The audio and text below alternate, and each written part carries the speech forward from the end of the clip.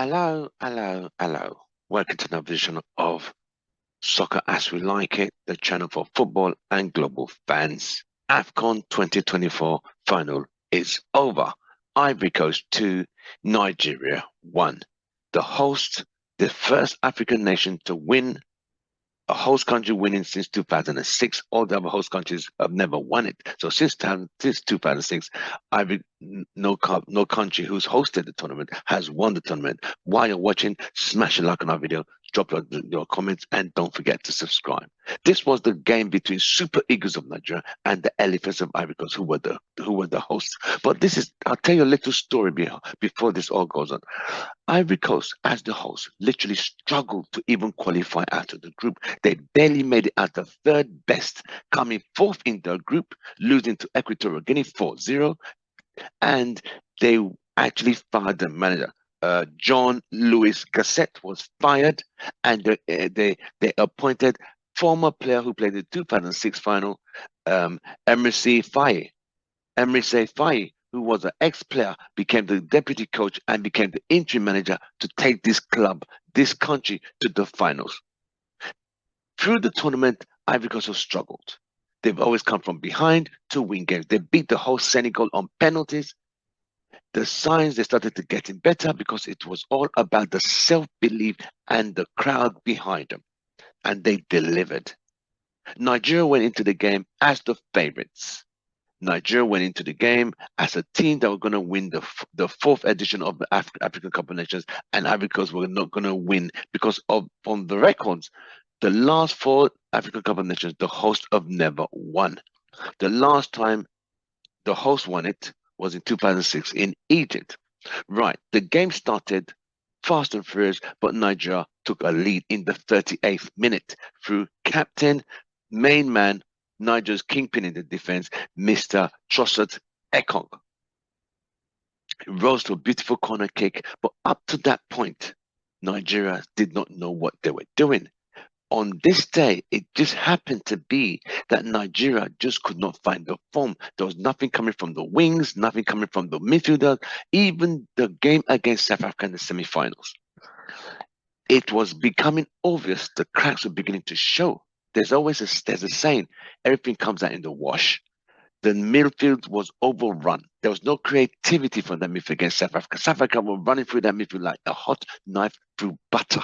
But Nigeria managed to get through the game, get into penalties, and win the match. But this was the host. They were rejuvenated, they were refined, they were reformed, they were determined not to lose in front of the home crowd. They know where they came from. They had a cancer survivor, Sebastian Haller, in the team. These guys ran Nigeria amok. It was just unfortunate. Today of all days, Nigeria's flaws were exposed. They had nothing to offer, nothing to go forward with. They had one shot on target in 90 minutes. On that note, it was obvious there was only going to be one team going to win this game. It was one-way traffic. Nigeria, even though they scored first, one would have thought Ivory Coast would like give up. But they kept coming and knocking on that door. They kept peppering and pestering that Nigerian defense. Nigerians were taunted, they were twisted, they were outfought, outgunned, outmaneuvered, and absolutely terminated and obliterated at the most. By the second half, when Ivory Coast came out, it was literally Nigerians were all struggling. It's like they felt tired, they felt lethargic, they felt nonchalant. It just felt like they had given up. A beautiful header by Frank Kessie gave Ivory Coast the equalizer. At that point, in the 62nd minute, up to that point, Stanley Nwabali, Nigeria's goalkeeper, had to make some heroic saves. Balls were cleared off the line because the Ivorians, they never relented. It was a fast and furious attack. They consistently bombarded, ran through the Nigerian midfield like a hot knife through butter, like a chainsaw through a twig spar. But Nigeria had no answer. Nigeria kept sitting further back. They could not proceed forward and kept inviting the pressure. By the time it got to the 81st minute, Sebastian Keller, a beautiful cross from Andrea, a beautiful cross down the left. All Sebastian Haller needed to do was get to the ball first, and the game was done. At the 81st minute, Nigeria's hearts, they sank, the body language showed, psychologically, mentally, physically, they were drained, and they seemed beaten. It wasn't at that point Nigeria started the half and puff. Changes were made. Ihanacho was brought on, but it was to no good. At this point, Ivory Coast were game managing. I don't know what the plan was for Nigeria to score and just sit back, or they had scored and just did not know what to do. So I'm still trying to figure out what the plan was, because you can't score a goal in the 38th minute and try and sit back and try and hit the opponent on the break, because Ivory Coast were determined. They ran through that defense. They ran, crosses were coming in. Nigerians were literally tortured, tormented, and obliterated through the consistent running through the midfield of the Ivorians. The Ivorians deserved it. Sebastian Haller is a hero in Ivory Coast. He survived cancer in 2022 to now play and win and score the winning goal that led to the victory of Africa Cup of Nations in Ivory Coast. The story, the journey, sacking the coach, interim manager, who ex-player took them to the final and won the trophy, tells you a beautiful story that is made of Hollywood movies. But no disrespect to the Super Eagles. A lot of fans said this Nigerian team wasn't the best team. Anything that happened was an added bonus. But when you get to the finals, you expect to win. But this was a game Nigeria looked out of sorts. They didn't look like they were. Oshimen was literally invisible in this game. He was nowhere to be found. There was just no service. So in that case, Nigeria should not be served. I'm going to run through the stats quickly of what stats Nigeria had against Ivory Coast. So I'll show that to you quickly. In possession, Nigeria only had 37% to Ivory Coast 62%. Total shots on target. Total shots for the whole 90 minutes. Nigeria had 5, Ivory Coast had 18. It shows how much they were attacking. How many shots on target? 1 shot on target from Nigeria, 1 in 90 minutes. It's an embarrassment. Ivory Coast had 8 on target.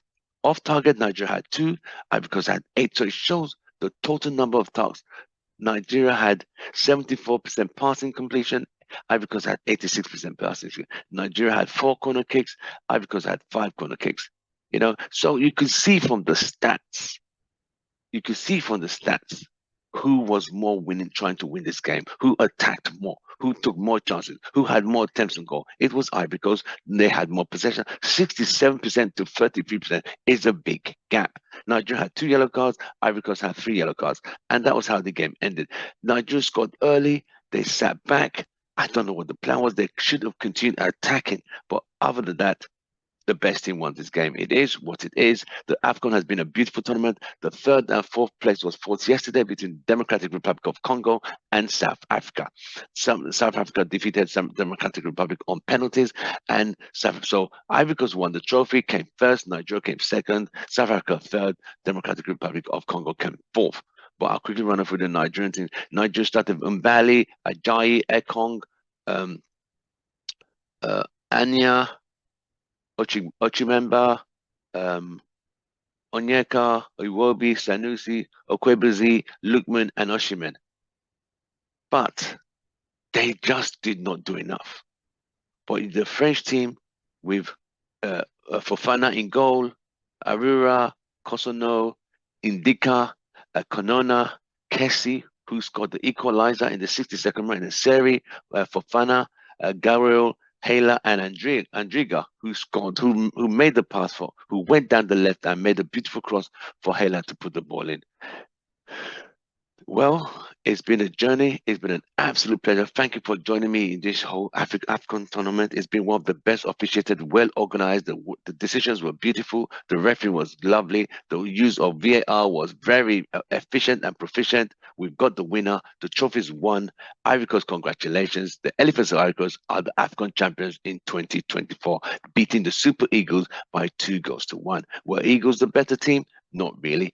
The only thing that disappointed a lot of Nigerians is that Nigeria did not put up a fight. They lay down, got the trousers pulled down, and got spanked on the buttons by the Ivory Coast Elephants. But this is the reality of football. You can't go into a tournament final and play like that and expect to win. It doesn't work like that. Football has changed. Those days are well over. But I think Nigerians will learn a lesson from this. Super Eagles will go back to the drawing board and figure out we would have to be more creative in the middle to give more chances for the guys up front. Lookman was good in the other rounds, but today most of the top guys completely disappeared. But it's not that they disappeared; it's the Ivorians did not let Nigeria play anything serious in terms of football. Nigeria outplaced, outfought, outmaneuvered, and completely outclassed in the midfield. And that is where the battle is lost. If you lose the midfield, you lose the game. I'm Tim. I'll see you on the next one. Don't forget to like, share, subscribe on all the social media platforms.